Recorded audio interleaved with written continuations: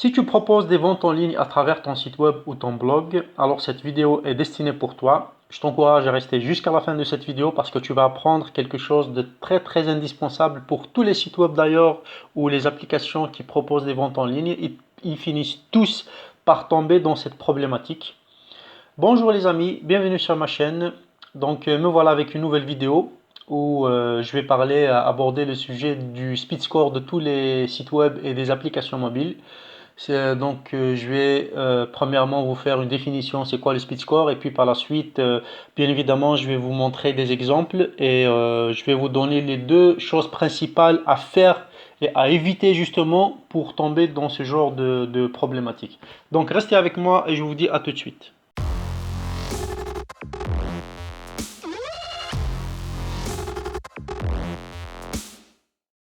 Alors, c'est quoi le speed score? Le speed score, eh ben, tout simplement, c'est le temps que met les pages de votre site web, que ce soit la page principale ou bien la page d'accueil, tout simplement, ou bien les autres pages, que ce soit la page produit ou autre, le temps que ça met en fait pour que ça apparaît.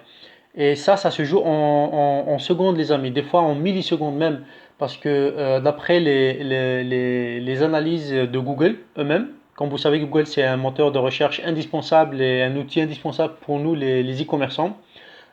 Si vous vendez en ligne, il faudra vraiment prendre en compte ça parce que c'est indispensable pour votre business et parce que tout simplement, si vous avez un business, un site web qui est lent, dont les pages prennent plus de 1 seconde et demie pour apparaître, eh bien tout simplement le machine learning de Google, c'est-à-dire le moteur de recherche de Google, les robots en quelque sorte, automatiquement ils analysent tous les sites web et s'ils trouvent votre site web justement qu'il est lent et qui prend une des pages prennent 1 seconde et demie pour apparaître, et bien tout simplement il va jamais vous laisser apparaître naturellement dans la première page de recherche en fait. Parce il faut savoir une chose aussi que le moteur de recherche Google, que ce soit Google ou bien Google Chrome, c'est un produit aussi en quelque sorte et eux ils aimeraient bien justement avoir plus de trafic, beaucoup plus de monde qui cherche justement qui utilise Google pour qu'ils ils font des recherches. Et si justement ils font des recherches, ils doivent être satisfaits et trouver ce qu'ils cherchent et de produits de qualité ou bien des services de qualité. Ils évitent au maximum, c'est pour cette raison qu'ils évitent au maximum de justement faire apparaître les sites web qui sont longs dans la première page. Donc là, vous avez compris. Et ça, c'est un challenge, les amis, hein. C'est vraiment un travail au quotidien. Moi, je vous encourage à analyser vos sites web chaque semaine et de voir justement qu'est-ce qu'il faut changer, qu'est-ce qu'il faut faire. En tout cas, je vais vous montrer, je vais vous expliquer à peu près comment faire tout ça.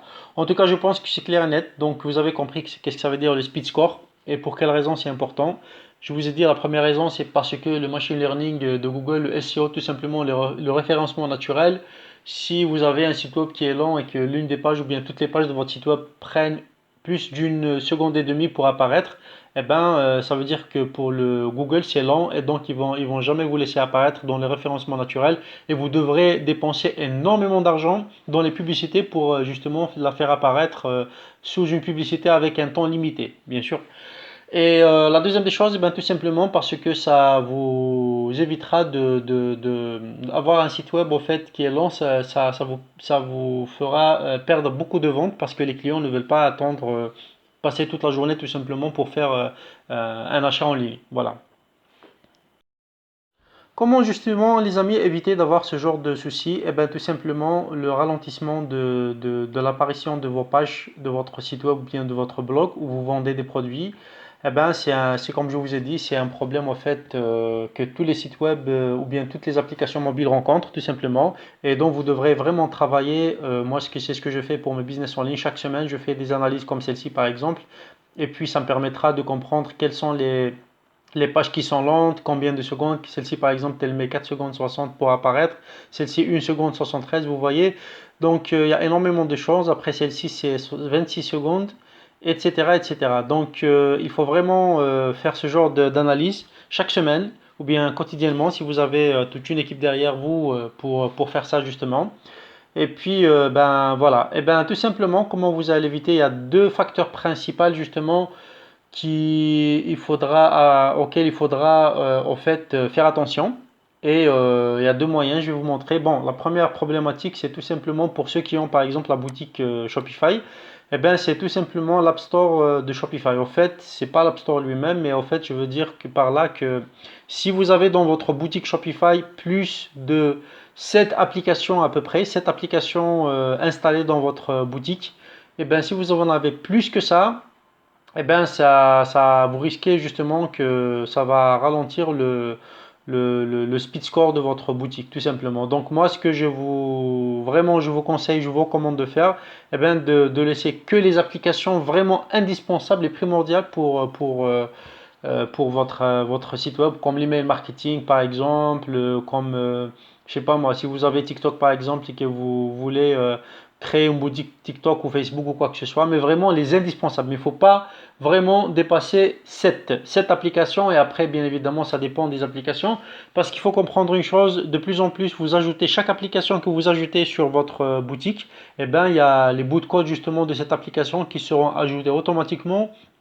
au bout de code original de votre boutique. Donc les bouts de code lorsqu'ils s'ajoutent à une page, eh ben, c'est ce qui justement ralentit énormément les pages.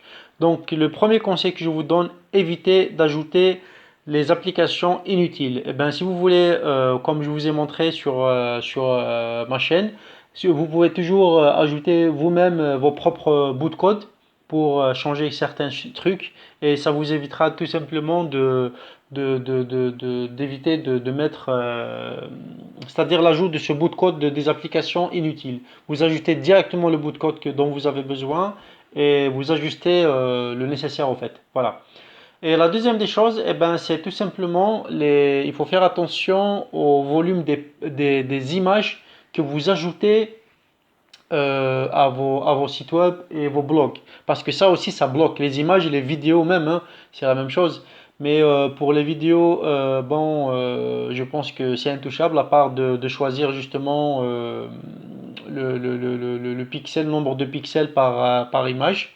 Et ben ça, je vous laisse chercher comment. Mais en tout cas, surtout, c'est les images. Il faudra mettre des images de qualité, je suis d'accord avec vous, pour les sites web, mais pas des images non plus qui vont justement travailler contre votre propre objectif, c'est-à-dire qui ralentissent tout simplement le speed score de l'apparition de vos pages web.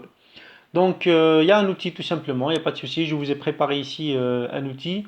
Et cet outil, justement, ça va compresser les images sans qu'ils perdent de leur valeur en fait. Donc, vous avez tout simplement à choisir votre image ici. Vous la prenez depuis votre ordinateur. Vous la ramenez ici. Et puis, ça va non seulement compresser votre image, c'est-à-dire baisser baisser, si vous voulez, le volume de votre image sans qu'elle perde de sa valeur ou bien de sa qualité. Donc, en tout cas, vous allez trouver dans la description. Ici, vous cliquez sur sélectionner l'image. J'ai préparé une image ici tout simplement. Vous la ramenez ici. Vous cliquez sur compresse image. Et puis là, ça va compresser l'image et en même temps, ça va vous donner combien vous avez gagné de volume en fait. Vous avez évité pour cette-ci, par exemple, si je la mets sur mon site web, 72%, j'ai évité en fait, parce qu'à la base, elle avait le volume de cette page et je l'ai pas, enfin, vous voyez, j'ai évité de l'enregistrer parce que ça ne sert à rien, c'est juste un exemple pour vous. Donc, à la base, cette image a un volume de 1,12 et justement là, ça devient 327. Vous voyez? Ça évitera justement que ça ralentisse mon site web, tout simplement. Donc, je vous encourage à faire ça. Et puis, voilà, vous avez ces deux choses. Donc, compressez vos images avant de les mettre, de les ajouter sur votre site web à travers cet outil ou bien vous cherchez sur Google tout simplement compresseur d'images. D'accord? Et ça vous évitera si vous arrivez justement à éviter 72% pour chaque image, et bien tout simplement, ça va éviter tout ça de ralentir justement le speed score de votre site web. Et la deuxième des choses, n'oubliez pas, comme je vous ai dit, c'est les applications. Évitez d'ajouter les applications inutiles sur la boutique Shopify ou même sur ceux qui utilisent WooCommerce ou autre. C'est la même chose, hein, c'est le même principe. Voilà. On est arrivé à la fin de ce tutoriel, mais merci d'avoir regardé jusqu'à la fin. En tout cas, j'espère que ça sera utile pour votre business. En tout cas, c'est indispensable comme je vous ai dit. Et je vais vous laisser aussi dans la description de cette vidéo, en fait, le lien pour utiliser justement cet outil de compresseur d'image. si vous voulez l'utiliser, ou bien vous pouvez tout simplement chercher ailleurs dans Google. Et puis moi, je suis content avec celui-ci, je l'utilise depuis des années. C'est gratuit en plus, c'est un outil gratuit, donc voilà, ça vous permettra d'en profiter.